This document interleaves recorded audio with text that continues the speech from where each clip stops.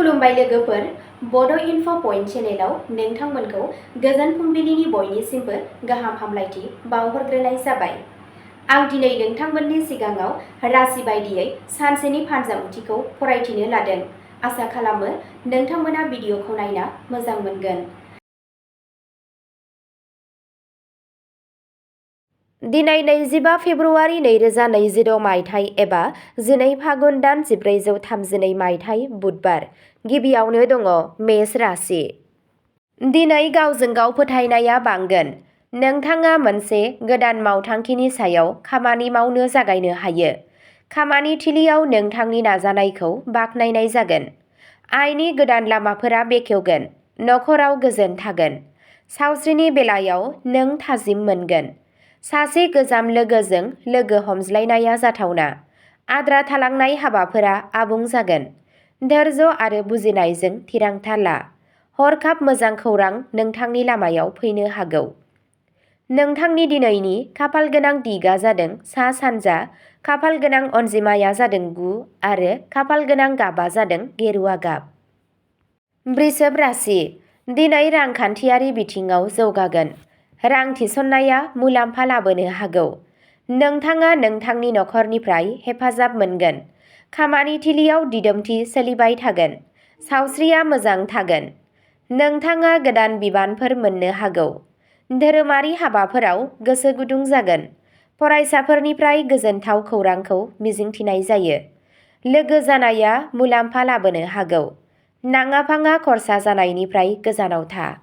नोंथांनि दिनैनि खाफालगोनां दिगा जादों सोनाब-खोला, खाफालगोनां अनजिमाया जादों 5 आरो खाफालगोनां गाबा जादों क्रिम गाब। मिथुन राशि। दिनै सोरजिथाया बांगोन। नोंथाङा नोंथांनि खामानि थिलियाव सिनायथि मोनगोन।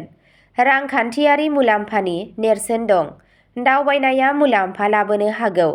नोंथांनि मोजां मोनज्लायनायनि जिउआव गोदै फैगोन। सावस्रिया सरासनस्रा जागोन। नोंथाङा गोदान खारिथिनिफ्राय मुलाम्फा जागोन। फोथायथि बांगोन। बेयो फरायसाफोरनि थाखाय मोनसे मोजां सान। गावनि समखौ मोजाङै बाहाय।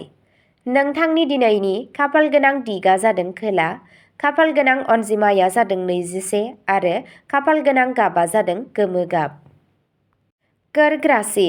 दिनै गावनि नखरजों सम हगार। रांखान्थियारि थासारिया जौगागोन। हा एबा सम्पथिनिफ्राय मुलाम्फा जानो हागौ। नोंथाङा खामानियाव गोदान जाफुंसारनाय मोननो हागौ। सावस्रिया मोजांसिन जागोन। धोरोमारि दावबायनायनि जाथावना दं। गोजाम सिनथाया गोमोरलांगोन। नोंथाङा नोंथांनि बिमा-बिफानिफ्राय बोर मोनगोन। गावनि गोसोनि मोनदांथिखौ दबथाय। मोनसे मोजां सानस्रि लाखि। नोंथांनि दिनैनि खाफालगोनां दिगा जादों सानजा-खोला, खाफालगोनां अनजिमाया जादों 14 आरो खाफालगोनां गाबा जादों रुपा गाब। सिंह राशि। दैदेननायनि गुनफोरा दिनै ओंखारगोन। समाजारि मान-सन्माना बांगोन। रांखान्थियारि मुलाम्फानि जाथावना दं। नखराव गोसो गुदुं जागोन। सावस्रिया मोजां जागोन। गोदान बिथांखिफोरा जाफुंसारगोन। मोजां मोनलायनायनि सोमोन्दोआ गोख्रों जागोन। जिउ राहानि जौगानाया जाथावना। बान्था मोननायनि इसारा दं। अहंकारनिफ्राय गोजानाव था। नोंथांनि दिनैनि खाफालगोनां दिगा जादों सा-सोनाब, खाफालगोनां अनजिमाया जादों 3 आरो खाफालगोनां गाबा जादों मै गाब। कन्या राशि। दिनै सानथांखि बादियै खामानि माव। रांखान्थियारि मुलाम्फा जानो हागौ। खामानि थिलियाव जाफुंसारनायखौ मिजिंथिनाय जायो। सावस्रिया मोजां जागोन। नखराव गोजोन थागोन। फरायसाफोरा मोजां फिथाइ मोनगोन।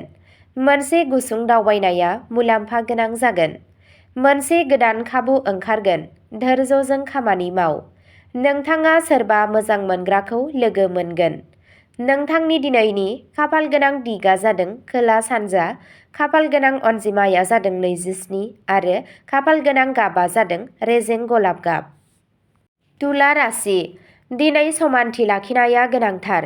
रांखान्थियारि थासारिया गोख्रों जागोन। बाहागोदारियाव मुलाम्फा जागोन। सावस्रिया सरासनस्रा जागोन। नखराव गोजोनथाव फैगोन। गोदान बिथांखिफोरा जाफुंसारगोन। लोगोफोरा हेफाजाब होगोन। गोजाम जेंनाया सुस्रांजागोन। मोजां मोनज्लायनायनि जिउआ गोजोनथाव जागोन। धैर्य लाखि। नोंथांनि दिनैनि खाफाल गोनां दिगा जादों सोनाब, खाफाल गोनां अनजिमाया जादों 6 आरो खाफाल गोनां गाबा जादों अख्रां निला गाब। वृश्चिक राशि। दिनै नोंथाङा गोहोजों बुंफबनाय जागोन। रांखान्थियारि मुलाम्फा जानो हागौ। नोंथांनि जिउ राहायाव जौगागोन। नखरनि हेफाजाब थागोन। सावस्रिया मोजां जागोन। नोंथाङा गोदान बिबानफोर मोननो हागौ। धोरोमारि हाबाफोराव नोंथांहा गोसो थागोन। थाखोमानाय सुथुरफोरनिफ्राय सांग्रां जा। हरखाब मुलाम्फा जानो हागौ। गावनि सायाव फोथायनाय लाखि। नोंथांनि दिनैनि खाफाल गोनां दिगा जादों साहा, खाफाल गोनां अनजिमाया जादों 12 आरो खाफाल गोनां गाबा जादों रोजा निला गाब। धनु राशि।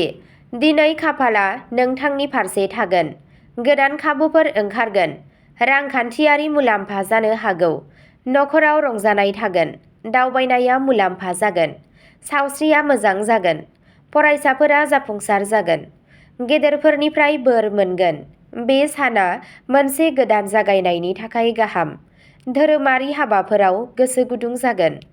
नोंथांनि दिनैनि खाफाल गोनां दिगा जादों सानजा, खाफाल गोनां अनजिमाया जादों 1 आरो खाफाल गोनां गाबा जादों सना गोमो गाब। मकर राशि। दिनै नोंथाङा नोंथांनि खस्थ'नि फिथाइखौ मोनगोन। गागि सुबुंफोरनिफ्राय मदद मोनगोन। रांखान्थियारि थासारिया गोख्रों जागोन। नखराव गोजोन थागोन। सावस्रिया सरासनस्रा जागोन। नोंथाङा मोनसे गोदान खामानि जागायनो हायो।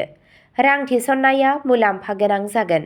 खामानिया थि समावनो जोबगोन। मासि जौगानायनि इसारा दं। धैर्य आरो आब्रुथि लाखि। नोंथांनि दिनैनि खाफाल गोनां दिगा जादों खोला, खाफाल गोनां अनजिमाया जादों 24 आरो खाफाल गोनां गाबा जादों मुगा गाब। कुम्भ राशि। दिनै नोंथांनि समाजारि बेंखनआ बारायगोन। गोदान सोमोन्दोनिफ्राय नोंथाङा मुलाम्फा जागोन। रांखान्थियारि मुलाम्फानि मिजिं दं। सावस्रिया मोजां थागोन। नोंथाङा सोरजिलु हाबायाव जाफुंसार जागोन। नोंथांनि मोजां मोनज्लायनायनि जिउआव गोजोना फैगोन। नोंथाङा लोगोफोरनिफ्राय हेफाजाब मोनगोन। नोंथाङा गोदान बिथांखिफोरनि सायाव सानगोन। नोंथांनि मान सन्माना बांगोन। साननानै थिरांथा ला। नोंथांनि दिनैनि खाफाल गोनां दिगा जादों सा-सानजा, खाफाल गोनां अनजिमाया जादों 17 आरो खाफाल गोनां गाबा जादों आखाहि गाब। मीन राशि। दिनै साना गोसोआरि जौगानायनि सान। नोंथाङा मेडिटेशन आरो यगा खालामनायनिफ्राय मुलाम्फा जागोन।